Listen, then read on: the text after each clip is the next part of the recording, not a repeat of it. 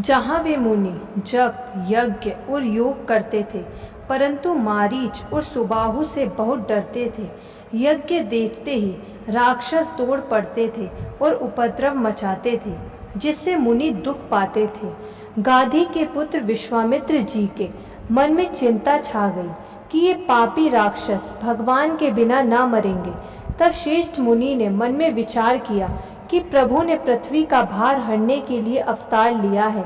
इसी बहाने जाकर मैं उनके चरणों का दर्शन करूं और उनकी विनती करके दोनों भाइयों को ले आऊं। जो ज्ञान वैराग्य और सब गुणों के धाम है, उन प्रभु को मैं नेत्र भरकर देखूंगा। बहुत प्रकार से मनोरथ करते हुए जाने में देर नहीं लगी। सरयू जी के जल में स्नान करके वे राजा के दरवाजे पर पहुँचे। राजा ने जब मुनि का आना सुना तब वे ब्राह्मणों के समाज को साथ लेकर मिलने गए और दंडवत करके मुनि का सम्मान करते हुए उन्हें लाकर अपने आसन पर बैठाया। चरणों को धोकर बहुत पूजा की और कहा, मेरे समान धन्य आज दूसरा कोई नहीं है। फिर अनेक प्रकार के भोजन करवाए, जिससे श्रेष्ठ मुनि ने अपने हृदय में बहुत ही हर्ष प्राप्त किया। फिर राजा ने चारों पुत्रों को मुनि के चरणों पर डाल दिया। श्री रामचंद्र जी को देखकर मुनि अपने देह की सुधि भूल गए।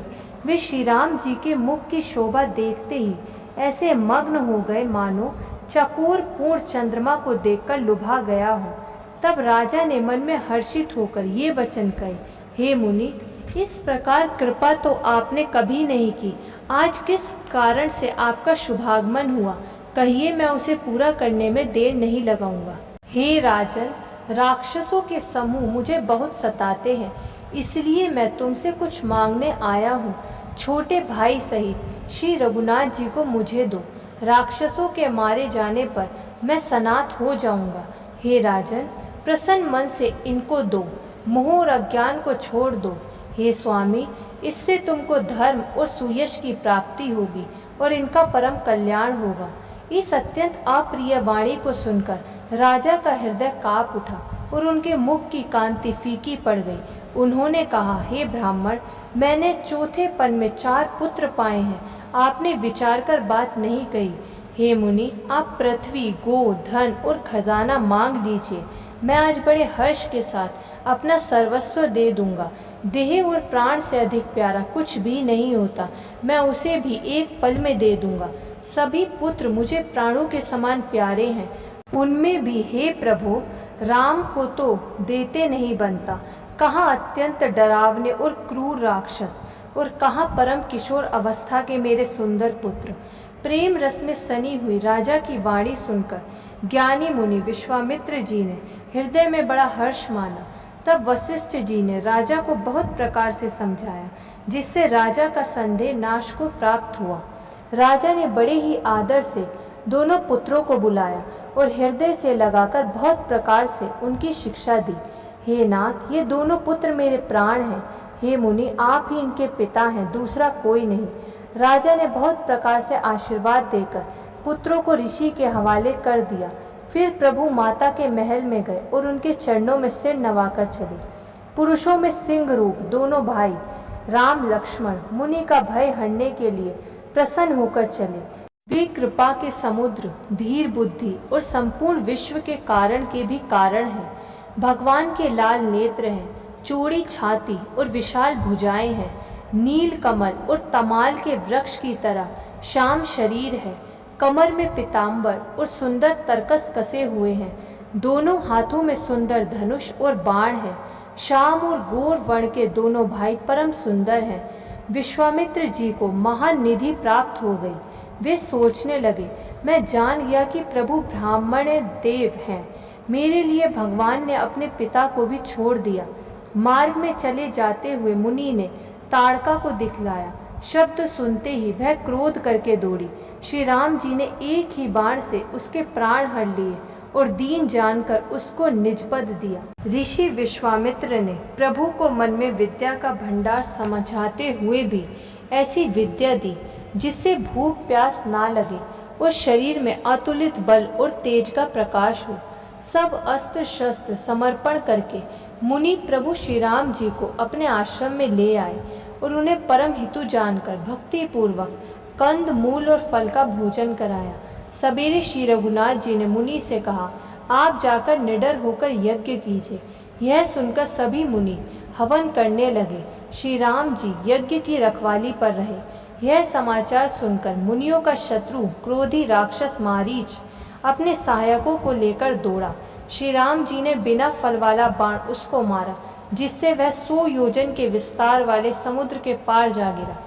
फिर सुबाहु को अग्नि बाण मारा। इधर छोटे भाई लक्ष्मण जी ने राक्षसों की सेना का संहार कर डाला। इस प्रकार श्री राम जी ने राक्षसों को मारकर ब्राह्मणों को निर्भय कर दिया। तब सारे देवता और मुनि स्तुति करने लगे। श्री रघुनाथ जी ने वहाँ कुछ दिन और रहकर ब्राह्मणों पर दया की। भक्ति के कारण ब्राह्मणों ने उन्हें पुराणों की बहुत सी कथाएं कही, यद्यपि प्रभु सब जानते थे। तदंतर मुनि ने आदर पूर्वक समझाकर कहा, हे प्रभु, चलकर एक चरित्र देखिए। रघुकुल के स्वामी श्री रामचंद्र जी धनुष यज्ञ सुनकर मुनि शिष्ट विश्वामित्र जी के साथ प्रसन्न होकर चले। मार्ग में एक आश्रम दिखाई पड़ा। वहाँ पशु पक्षी कोई भी जीव जंतु नहीं थे। पत्थर की एक शिला को देखकर प्रभु ने पूछा। तब मुनि ने विस्तार पूर्वक सब कथा कही। गौतम मुनि की स्त्री अहिल्या शापवश पत्थर की देह धारण किए बड़े धीरज से आपके चरण कमलों की धूलि चाहती हैं। हे रघुवीर, इन पर कृपा कीजिए।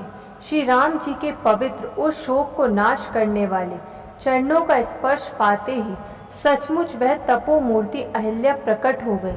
भक्तों को सुख देने वाले श्री रघुनाथ जी को देखकर वह हाथ जोड़कर सामने खड़ी रह गई। अत्यंत प्रेम के कारण वह अधीर हो गई। उसका शरीर पुलकित हो उठा। मुख से वचन कहने में नहीं आते थे। वह अत्यंत बड़भागिनी अहिल्या प्रभु के चरणों से लिपट गई और उसके दोनों नेत्रों से जल की धारा बहने लगी। फिर उसने मन में धीरज धरकर प्रभु को पहचाना और श्री रघुनाथ जी की कृपा से भक्ति प्राप्त की। तब अत्यंत निर्मल वाणी से उसने स्तुति प्रारंभ की। हे ज्ञान से जानने योग्य श्री रघुनाथ जी, आपकी जय हो। मैं अपवित्र स्त्री हूँ। हे प्रभु, आप जगत को पवित्र करने वाले, भक्तों को सुख देने वाले और रावण के शत्रु हैं। हे कमल नयन, हे संसार के भय से छुड़ाने वाले, मैं आपकी शरण आई हूँ। मेरी रक्षा कीजिए, रक्षा कीजिए।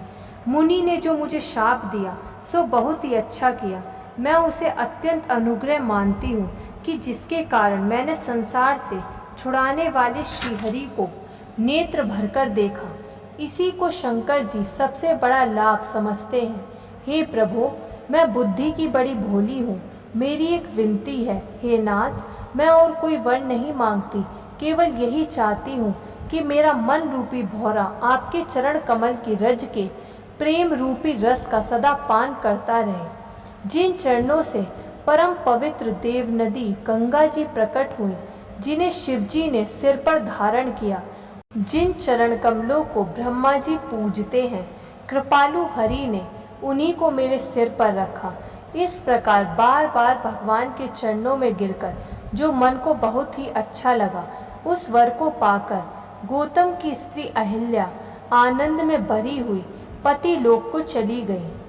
प्रभु श्री रामचंद्र जी ऐसे दीन बंधु और बिना ही कारण दया करने वाले हैं।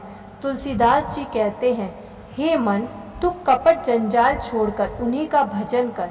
श्री राम जी और लक्ष्मण जी मुनि के साथ चले। वे वहाँ गए जहाँ जगत को पवित्र करने वाली गंगा जी थी। महाराज गाधी के पुत्र विश्वामित्र जी ने वह सब कथा कह सुनाई, जिस प्रकार देव नदी गंगा जी पृथ्वी पर आई थी। तब प्रभु ने ऋषियों सहित स्नान किया। ब्राह्मणों ने भांति भांति के दान पाए।